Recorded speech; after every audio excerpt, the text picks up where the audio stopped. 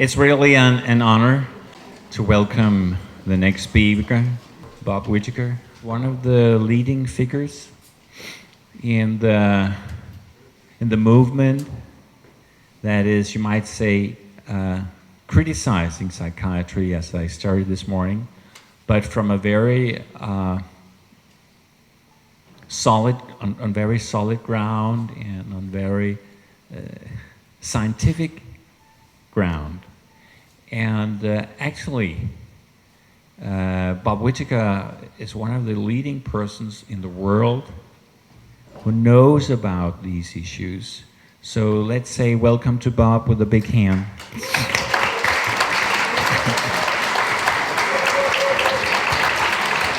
I've been in Copenhagen now, I don't know, 7 or 8 times speaking, and I think I've spoken on this stage more than on any other place in the world in the last 5-6 years. So here's what I'd really like to, Bob asked me to talk about today when we speak about alternatives. The discussion you're having here today is one that's really happening in many countries around the world, not just in Western countries. I've been in South America, I've been in Brazil, I was in India. And why are we having this discussion?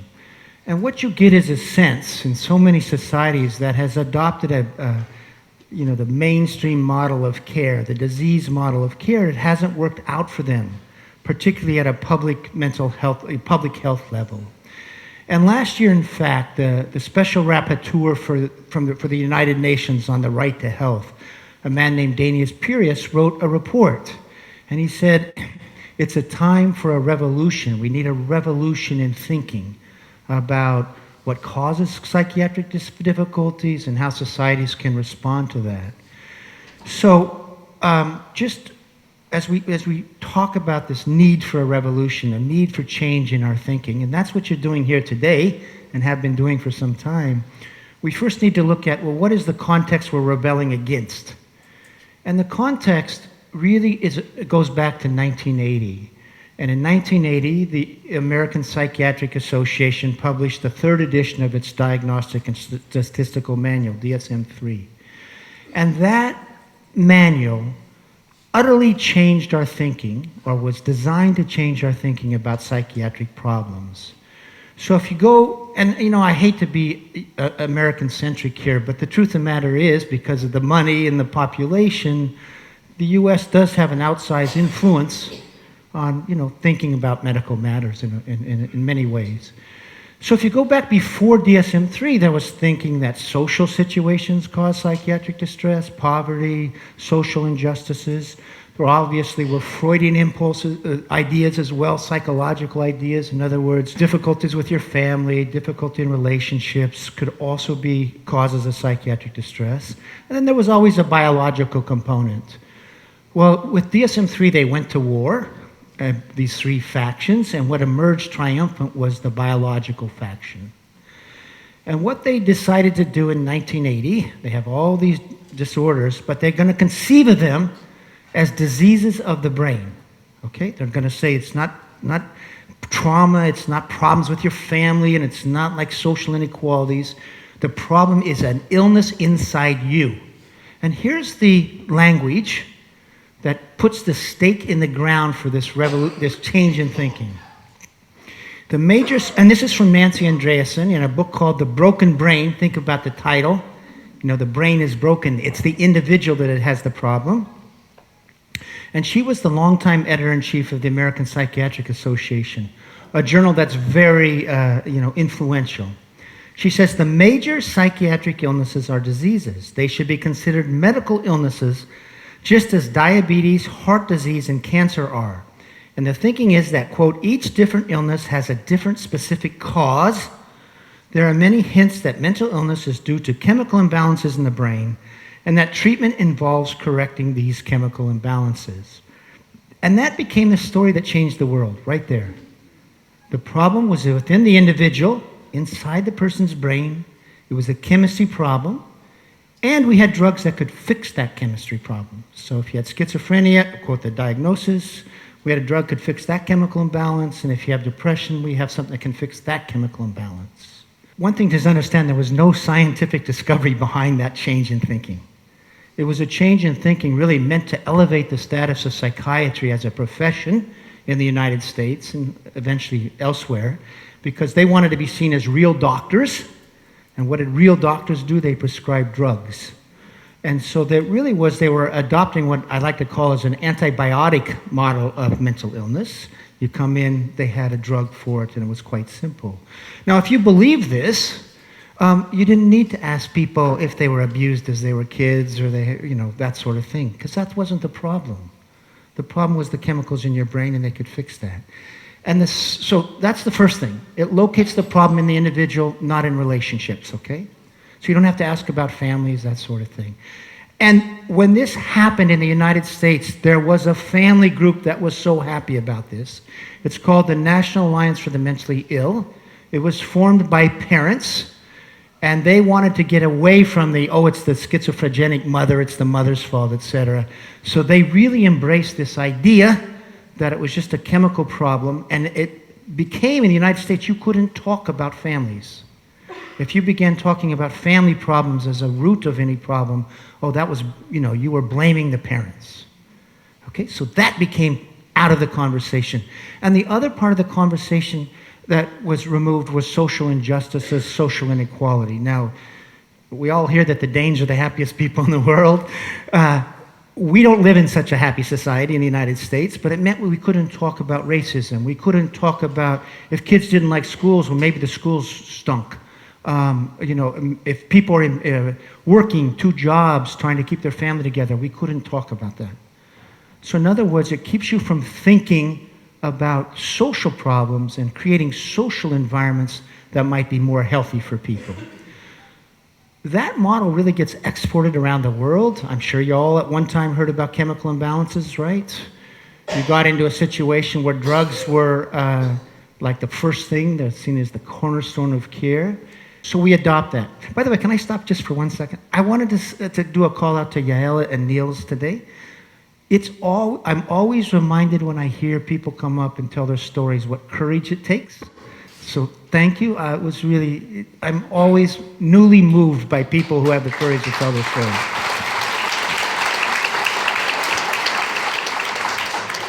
So, that was 1980. We're 40 years later, and what do we see on 2 different types? What do we see on a public health level? A complete failure of this model of care. So with this model of care, you don't see the burden of mental illness in a society go down, you see it go up. It's going up around the world. The burden of depression, bipolar has exploded. So just as a public health measure, whether or not it's an effective way for treating this problem in our society, it's gone up. So there's that failure at a societal level. The other failure is if you look at any long-term outcomes for people who get diagnosed and treated in this model, you'll see that it tends to breed chronicity. In other words, people stay within the patient's role. 10, 15 years later, they're still having symptoms. And then you compare that outcome really to just natural outcomes. You see, in other words, people who leave the system, people who stop taking medications. It's actually the group that leaves the system that always has higher recovery rates. So that's the failure we've seen. We're seeing it on a scientific level, but we're also seeing it on a public health level. As we now talk about alternatives, and I'm going to talk about like 7 or 8 programs I've seen in the last few years that do tell of a different way, they all begin with a different conception. So they're going to reject the disease model, and basically they're going to say things like this. 1, distress happens in the in-between spaces of people. In other words, in the relationships we have with each other, including our family members. And 2, that larger environments can either be stressful or sort of healing. On a sort of and it doesn't even mean a therapeutic environment. It means maybe the school environment, the work environment, social policies. And just to give you a quick example, in the United States right now, it's a stressful place to be. Like, I have developed OCD in the last 2 years. So why have I developed OCD? Because I've been obsessive about what crazy fucking thing Trump is going to say today. And I'm not kidding. I mean, it is stressful in this. And obviously we have other stressors. We have stressors. We don't have health care for everybody. So many people are working 2 jobs just to try to keep food on the table. So what you see when people are breaking out of that old other models, it begins with a different conception. And part of the conception is a philosophical question. What do people need to be well? What do we know from ourselves, philosophy, literature, child rearing? And what you know, if we start with children, children need to be safe, right? Because abuse takes away the safety. They need to be loved. They need to have some emotion. And they need models for behavior. Okay, that's how kids grow up. They can model their behavior. What do adults need? Basically, it's a lot of the same things, right? We need food, we need shelter, we need meaning in our life, we need relationships, that sort of thing. So with these other alternatives, environments, sort of approaches, it stops thinking that the problem is just in the individual's head, okay? It's not that the individual is broken, but the spaces that person operates in are broken, and then maybe they've been broken in the past. That's a very different conception. First of all, you're not saying that that person's the problem or that person's defective. It also breeds a collective responsibility. It is our responsibility as a larger social group to create more healing environments. And so just watch all these different ones that I've sort of bounced around, and they all share that sense of locating the distress, not just in the individual of the person, but in these in-between spaces. And I wrote about this in a book called Anatomy of an Epidemic. Was something called Open Dialogue. I'm sure most of you have heard about Open Dialogue, which comes from northern Finland. I have to say, I don't think it's being imported into other countries in its real clear form. Because here, I mean, in its true form. Open Dialogue in Tornio, first of all, here's how they conceive the psychosis. They say psychosis does not happen in the inside of a person's head, but in the in-between spaces of people. So we have to treat the in-between spaces, which means we have to treat, when we're going to work with people, we're going to work with family members, friends, that sort of thing. That's the first thing. Second, they do try to dehospitalize it, deinstitutionalize it. So when someone's psychotic, they make a call, they go out to the house, a group of therapists. They're keeping it out of that medical environment. Now, here's how I experienced it, both through sitting in on interviews and also doing interviews. First, one of the things they do, and this goes to a lot of what Bob and others and Alan were talking about today, is the social defeat element. So they want to encourage in the person that is, quote, psychotic, and making known this, manifest this disruption in social spaces, that they have a narrative from the past. We all have personal narratives, right? And one of the things they're thinking is that the personal narrative breaks down, that allows them to be with others. So they try to have a dialogue that helps that person remember when they could be with others. And then they also, as part of this, try to help create a narrative for going forward where they can rejoin and be with others. So they're helping to rebuild a narrative story. Now, second part is, since they think the problem is in the in-between spaces, they'll ask the person what's happening, they might ask a family member what's happening, they might ask a friend what's happening. So you see that, and what people can do now is, it's not just my narrative, but I get to listen to other narratives and see where they're clashing, and I'll give you an example on this in just a second. A third part of it is they try not to use antipsychotics. Okay, this is the part that's not being incorporated. And why? Because they think with antipsychotics, it's a barrier to sort of emotionally engaging in these discussions in the ways that you need to do in order to heal these spaces. So they try to avoid use of antipsychotics. That part is being left out. And there's one other part that I think is really key. I've been watching Open Dialogue get adopted into other places, and so often I have to confess, it's therapists saying, oh man, the power is with us. We've got this brand new therapy, this magical therapy. One of the things that I think actually Open Dialogue is about is something unseen in a way. So at least as it was practiced in Borneo, the way they would do it is always there's two people, okay? And then they're getting everybody to talk. And then there's this moment where the therapists talk to each other and they make their thoughts known, which are quite intimate thoughts about the person. My sense of this, now I, of course, do not speak Finnish, so when I would sit in on these meetings as I'm watching how people are interacting with each other, right? And then I would ask the people afterwards, what did you like best? And everybody said this, I liked it best when they made their thoughts known to each other. Why? I think it created a sense of like an intimacy, of being part of an intimate discussion. You know how when you go to a dinner party and you have a nice conversation, you go home and there's sort of a warmth within you, and you feel like part of a larger group? That's one of the things I think they're doing with their meeting is something very simple, is that person can now be in a group meeting and share thoughts and all.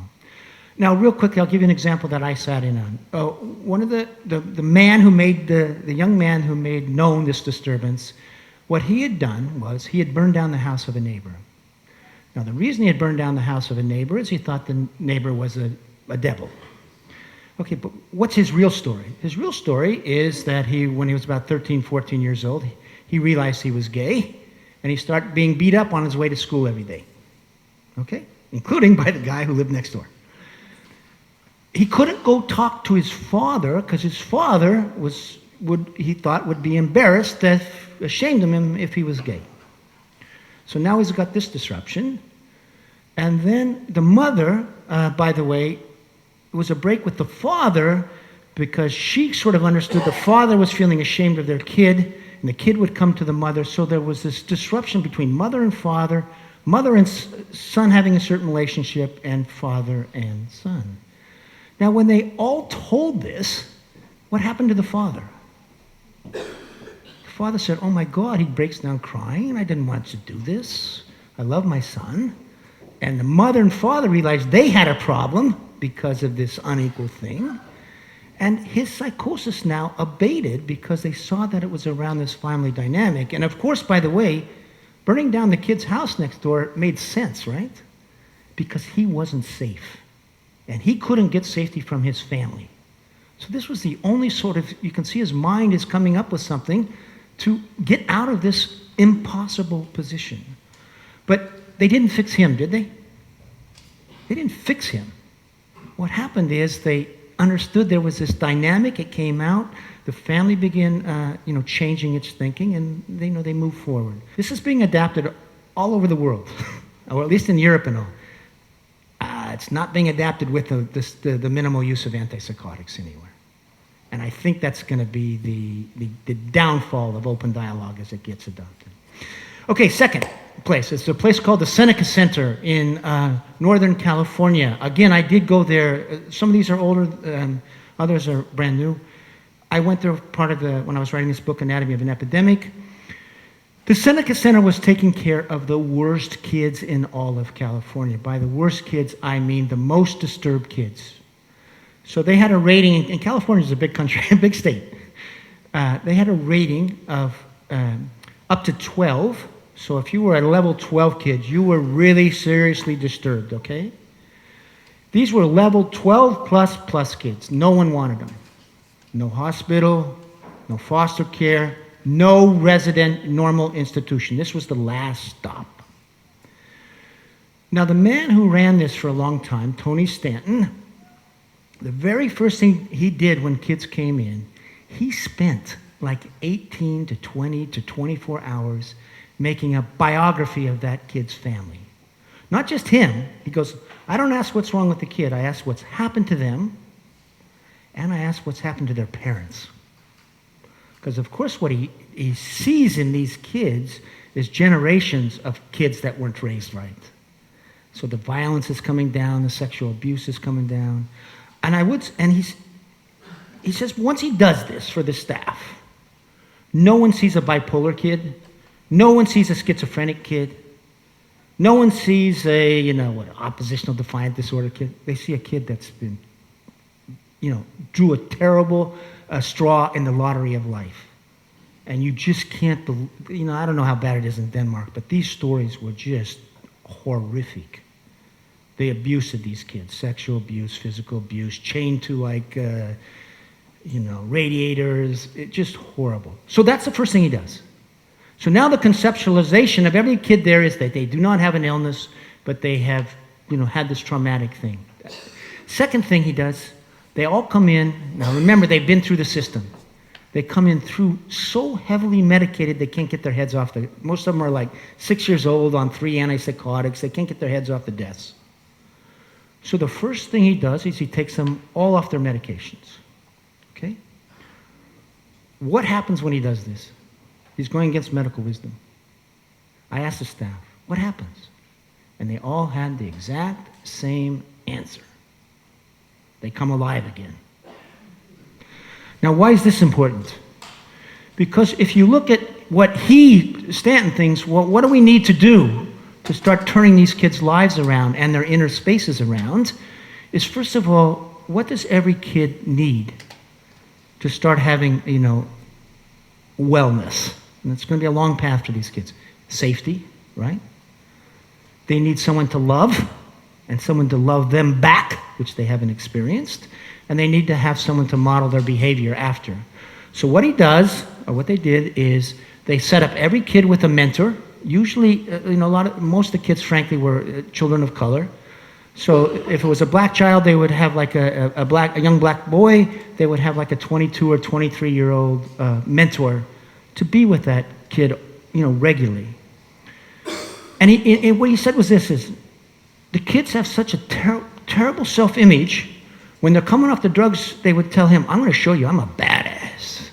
I can't be good. I'm a violent kid. And they actually would be violent for a while to show that they were not worthless, to maintain their sense of self.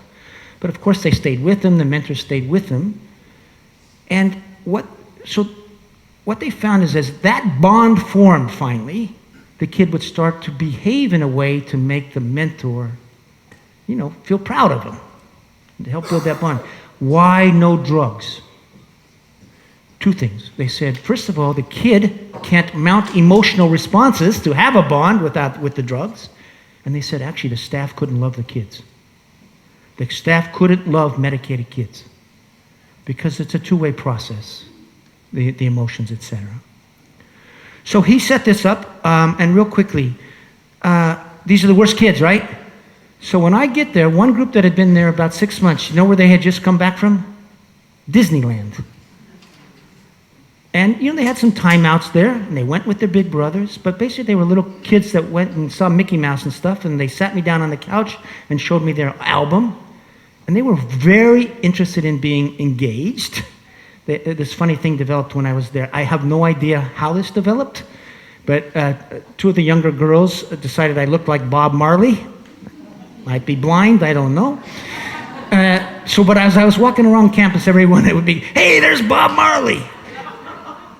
But what you're really hearing here is that people are interested in engaging in a way. And here's how I left the campus. And I think what you got to see is here, what can you see in the kids at this moment? So I'm getting ready to leave. I spent there about 3 days there. In this one house I'd spent a lot of time, there was about 12 kids that gather around me to say goodbye. But I can see that something's up because they're sort of giggling among themselves. They've got something planned. Anyway, so I reach out to shake their hands. Because of the sexual abuse, you would never give hugs, you know what I mean? Okay. So I'm shaking this hand with this little 6-year-old girl, and all of a sudden I get buzzed. She has one of those buzzers in her hand. Everybody broke out laughing. But what did you see at that moment? They're teasing, right? It's actually their way of showing affection. And by the way, in a way, they had 100% success rate. Because people didn't leave until they could be in different situations, either go to a foster family, sometimes back to their own family. They even had some kids that had been in that program that were now big brothers.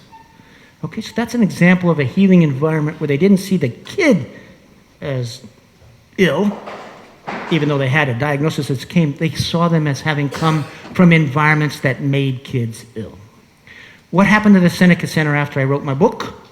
They shut it down.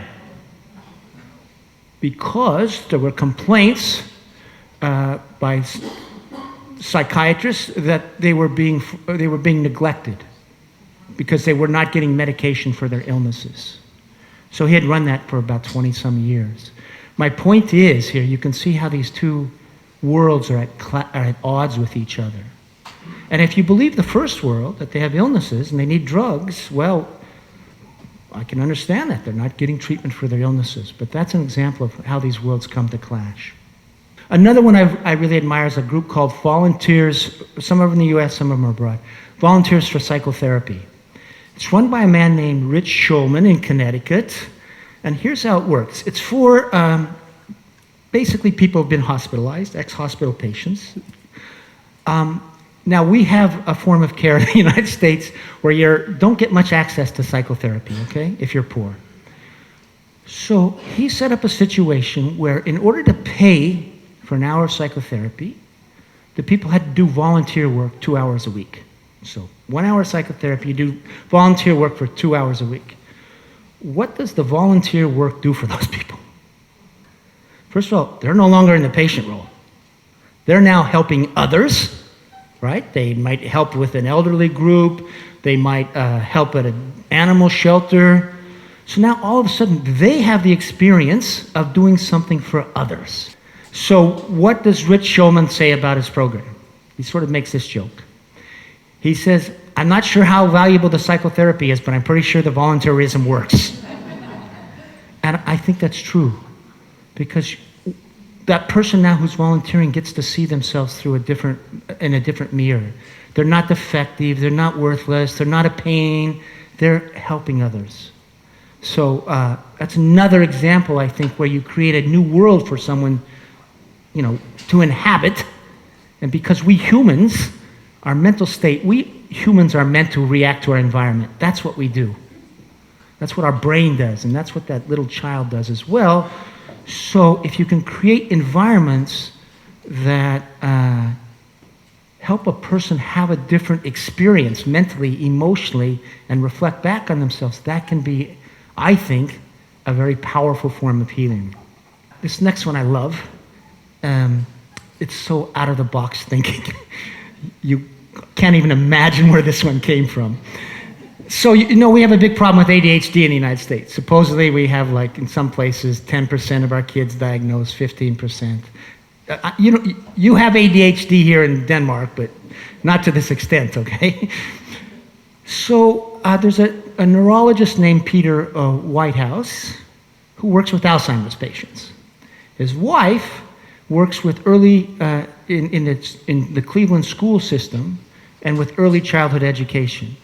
And particularly works with schools in Cleveland that are poor performing, a lot of, difficulties with the kids, ADHD rates are off the chart, that sort of thing.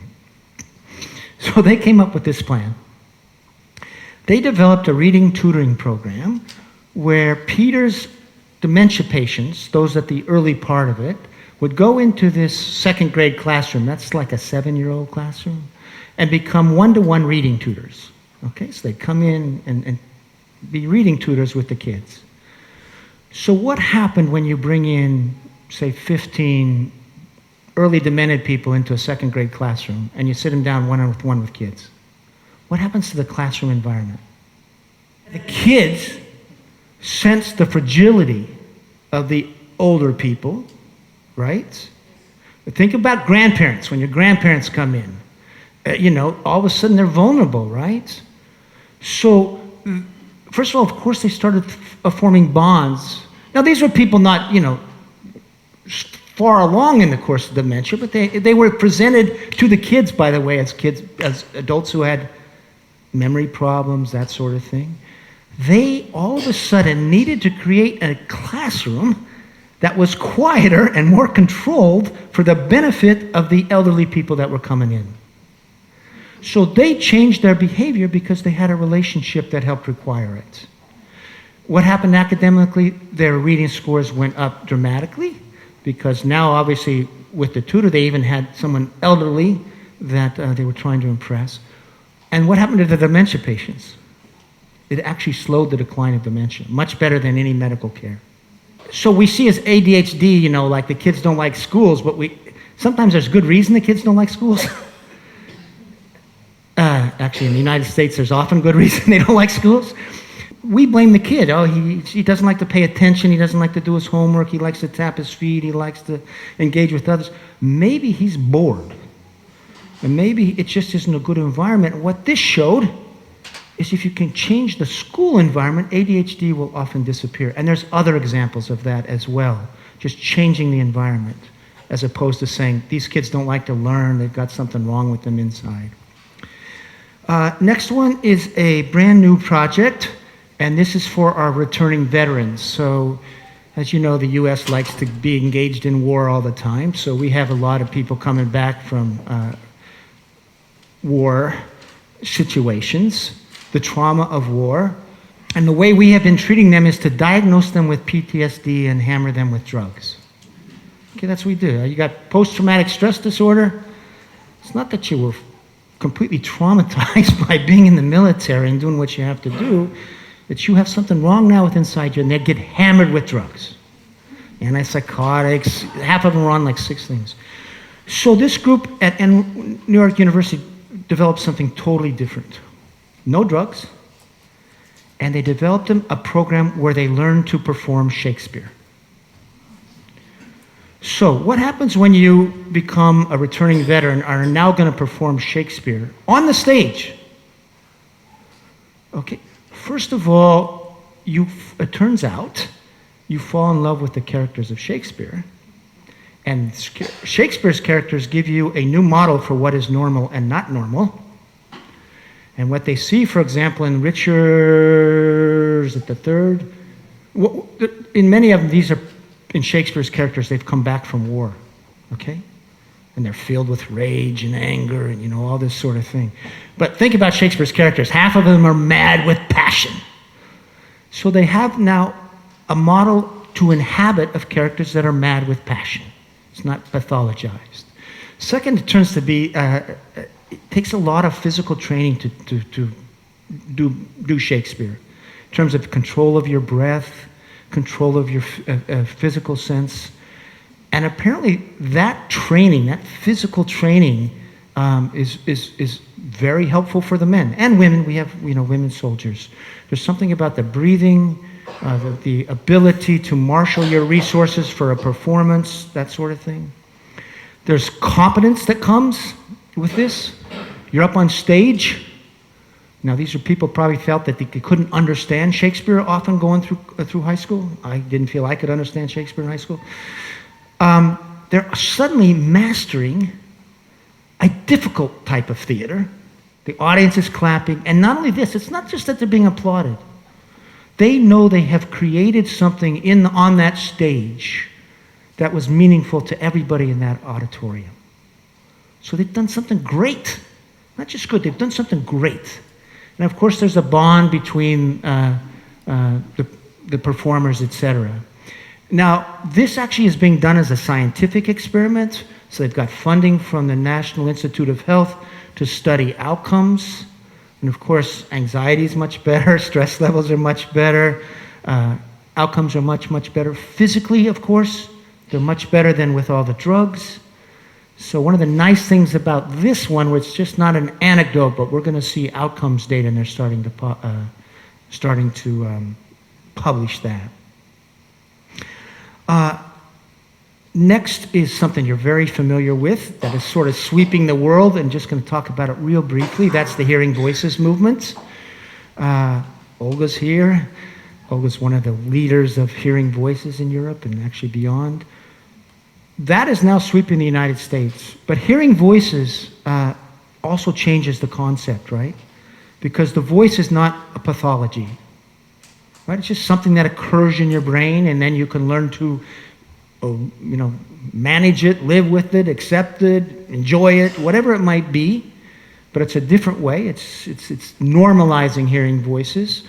And the other thing, of course, is the support groups make people, they break that social isolation, they break that social defeat. Olga, if you want to say I'm wrong here at all, just pipe up. No, but this, I think, it's the same thing. It's a different conception. It attacks social defeat, social isolation. It depathologizes things. And it's also self-directed. By that I mean it's a grassroots model. It's coming from people who have this experience themselves. I think that's very empowering. A couple Norwegian initiatives that I think are quite interesting. One is the order by the Ministry of Health in Norway that it has 4 different hospital regions in Norway. The services are broken up into 4 parts. And so the Ministry of Health a couple of years ago ordered every hospital system to set up medication-free wards. Did you all know about this? It's interesting because it's sort of a marriage of institutionalized care with something that was really lobbied for by user groups. And they are having some difficulties getting people in. I shouldn't say this. The problem is, even in Norway, so much medication is happening at an early age. By the time they're getting to the wards, they're sort of already on meds, as opposed to able to come and get treatment without.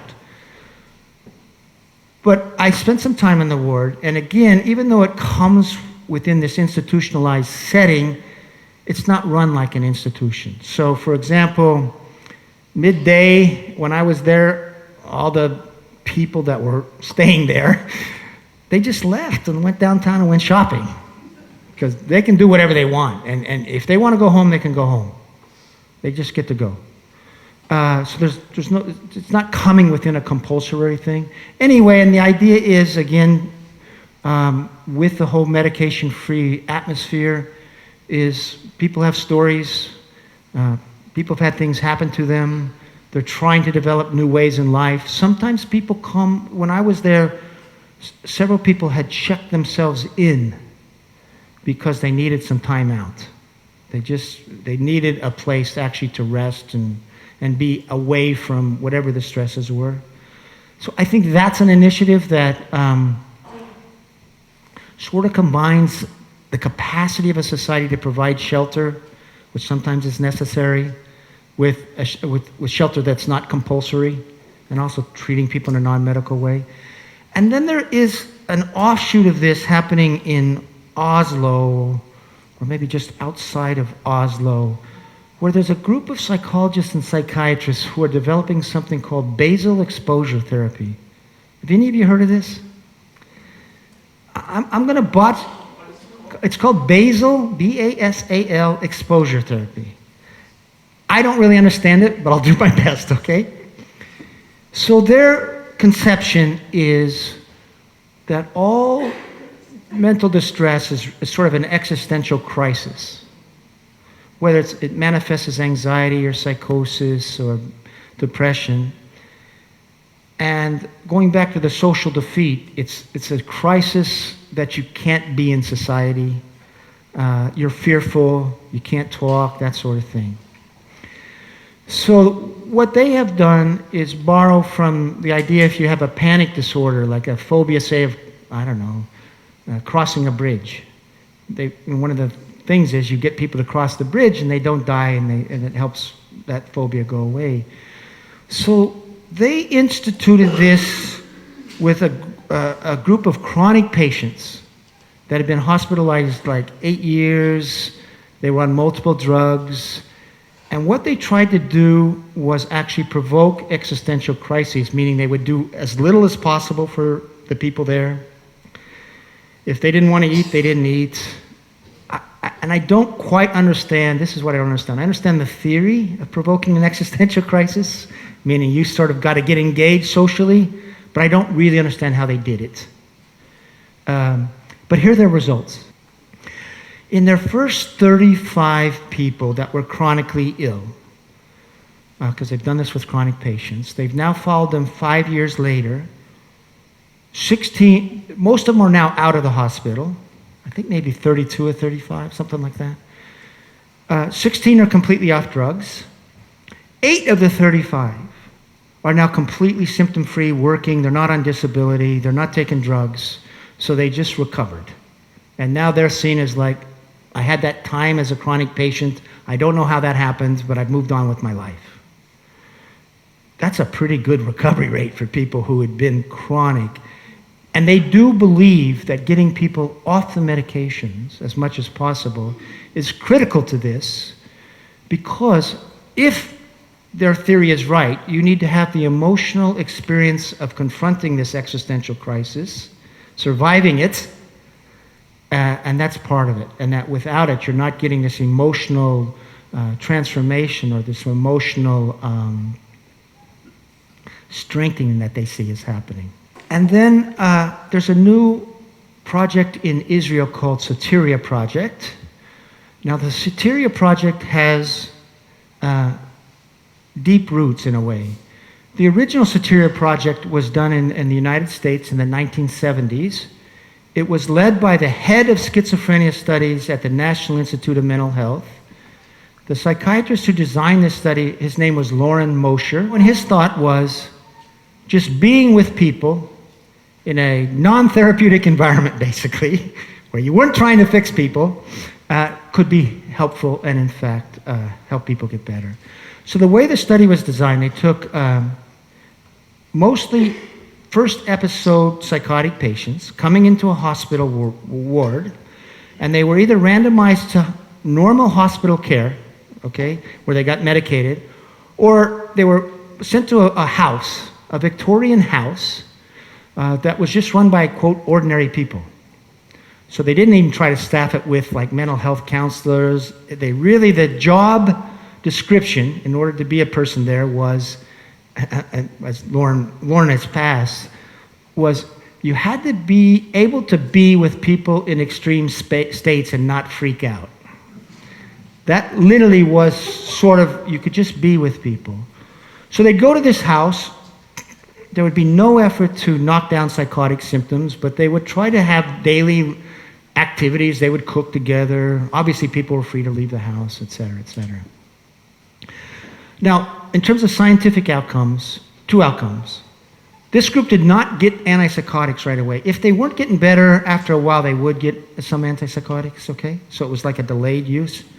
At the end of 6 weeks, the experimental group had the same reduction of psychotic symptoms, the very target, as the group in the hospital. But they're also now socially functioning better, et cetera. And at the end of 2 years, in this Soteria project, only 20% were on drugs, antipsychotics, and they were much more likely to be in school or working and asymptomatic than the group that had gone the hospital route. Okay, so it was a success. Unfortunately, American psychiatry did not like that success, because look what it did. It made the hospital unnecessary, it made mental professionals unnecessary in a way, and it made their drugs unnecessary. So they attacked Loren. They said, you must be faking your results. This is fraud. They launched a fraud investigation. He came out clean. He'd actually set up the design very nicely. He wasn't doing the outcome assessments. He had independent people. But nevertheless, he lost his job, and they shut down that project. And I read the documentation on this, and they said, okay, you've proved your point, now go away. And they shut it down. Oh, one small thing on this story. The house was led by, this lasted 10 years, by a man named Voice Hendricks. And Voice is a big man. He's first of all, he's the cousin of Jimi Hendrix, okay? Fantastic musician himself. But here's what Voice had that was so special. You meet Voice, big man. And after about 15 minutes with Voice, you're going, I'm pretty cool. Because he shows that he likes you. And you sort of feel his warmth, and you're feeling like, I'm an okay guy. Anyway, my point is, one of the reasons this was successful is it depends on who's in that house. It's not just the house. It's who's in the house. And Voice really was someone that really made that happen. So, Soteria dies, basically. There was a little here and there. And then a man named Pesach Lichtenberg in Jerusalem, who had been born in the United States. He was actually educated at an American medical school. He goes to Israel in the early 90s, and he becomes Mr. Biology. He's so much Mr. Biology, he runs the men's ward at the Jerusalem hospital. And then when they introduced the atypical antipsychotics, Risperdal and Zyprexa, he goes to work for the Ministry of Health. Oh, and by the way, he was paid to do those trials. He goes to the Ministry of Health, and his job is now to make sure that every psychotic patient gets the new drugs in all of Israel. Okay? So he seems like the last guy that's going to reconceptualize things.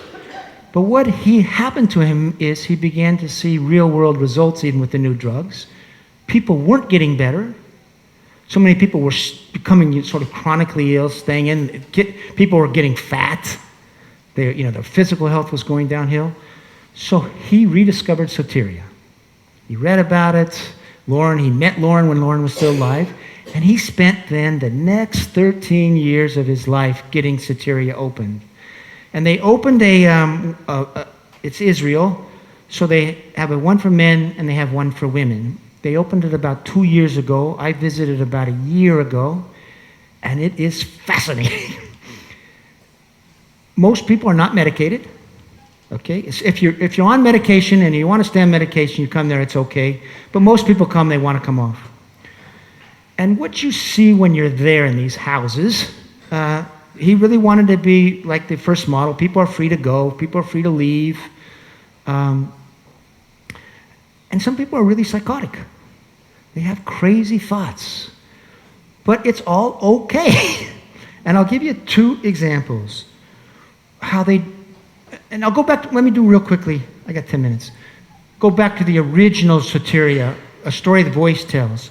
One of their people had this fixed delusion that there was a UFO that was, an extraterrestrial vehicle that was going to come to a park near where they lived on a certain night, and he had to be there because they wanted him to go with them to the other worlds, okay? So he had a understanding extraterrestrials were communicating with him, please be at the park and we'll take you away.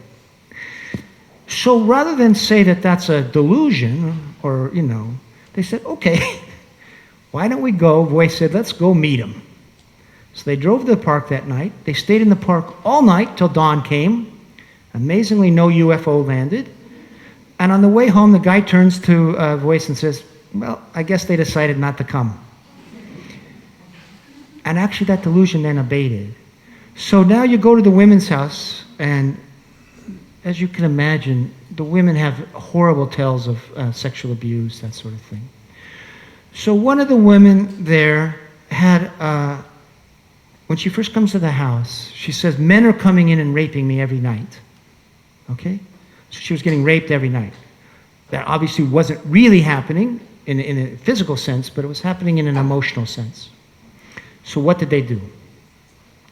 They said to her, okay, that room's not safe for you. Can you go through the house and find a room where you'll be safe?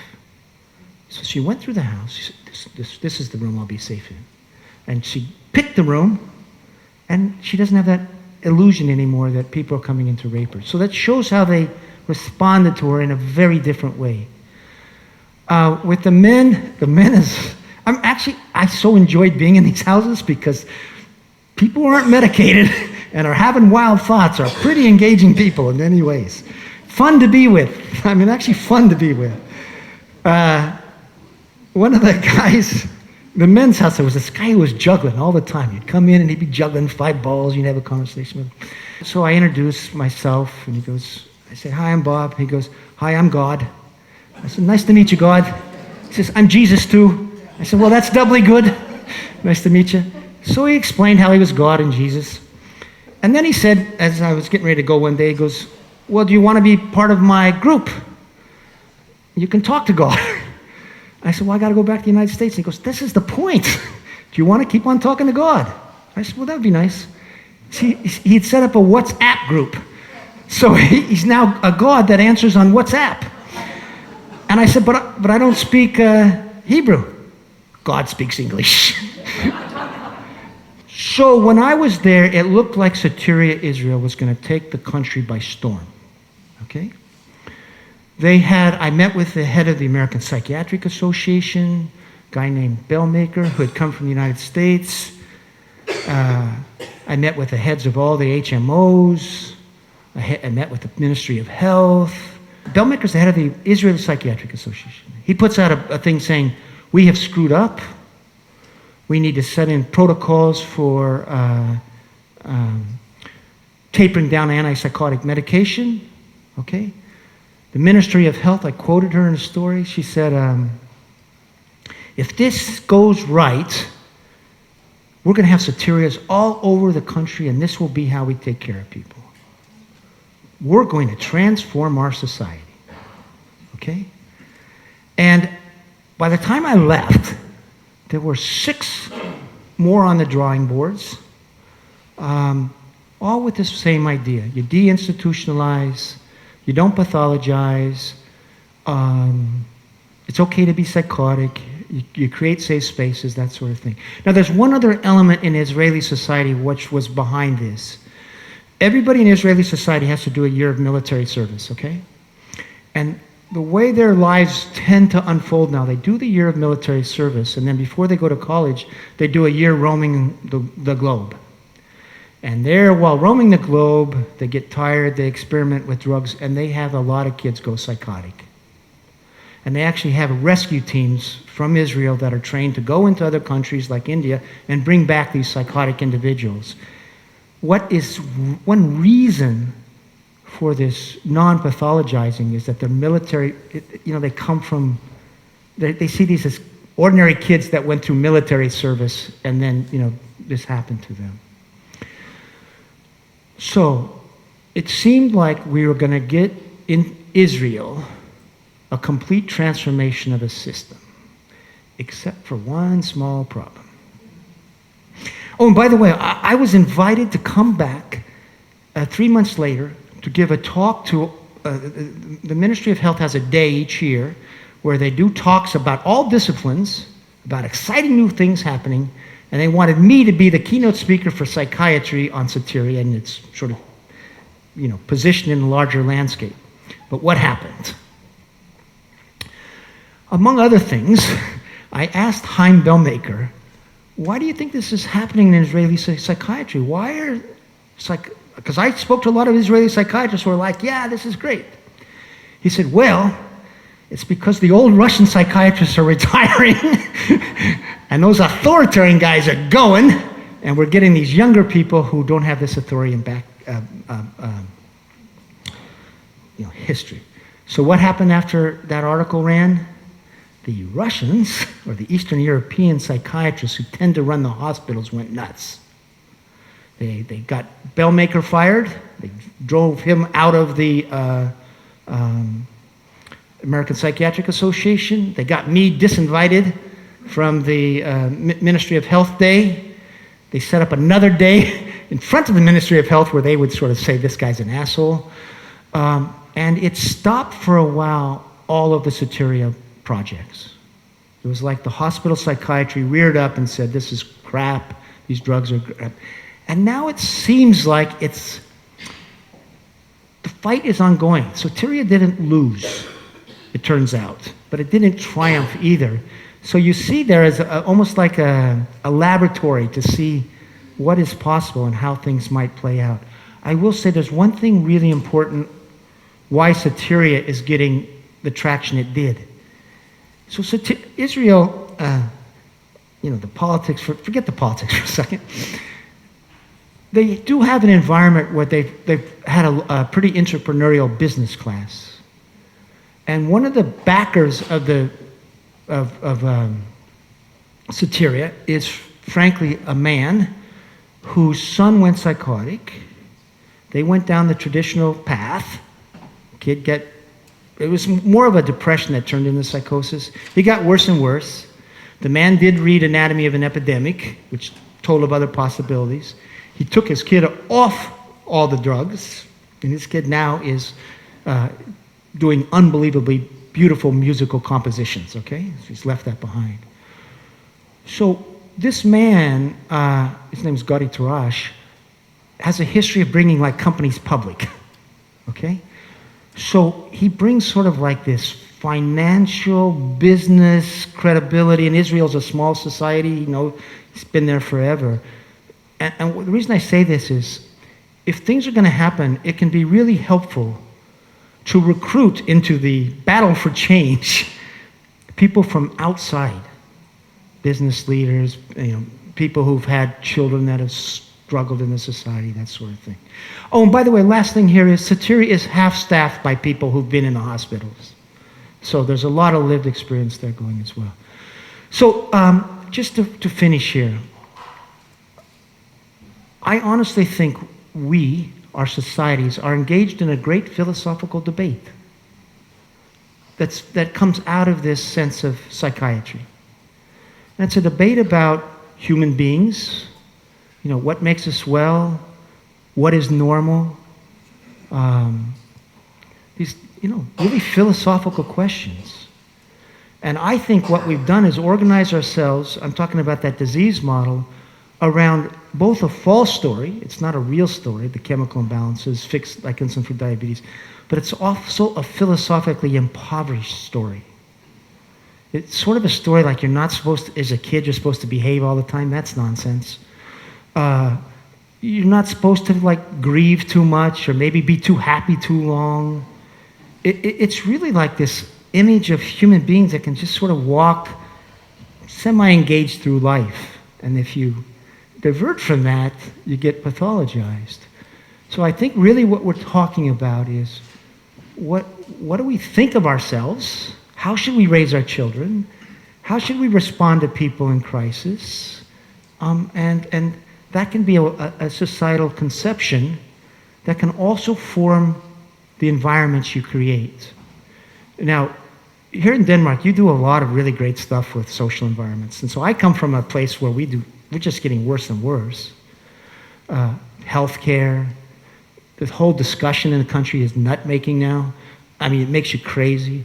And I was just talking to Annette this morning about how in your schools, your early schools, you have like a teacher who's there to help think about how you learn, create an environment.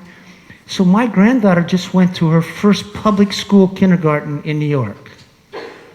There's 28 kids in the class and one teacher. How many of you thinking you can keep 28 5-year-olds entertained for 5 hours? It's stupid, right? And my point is, this goes to this question of what social environments we build. And as part of this discussion is, and maybe it's not so necessary here in Denmark, but in the United States and others, it's a social justice question too, in terms of how you arrange your resources, how you build your schools. You guys do really well at that compared to us. You're probably not perfect, but that's an element of it. Okay, thank you.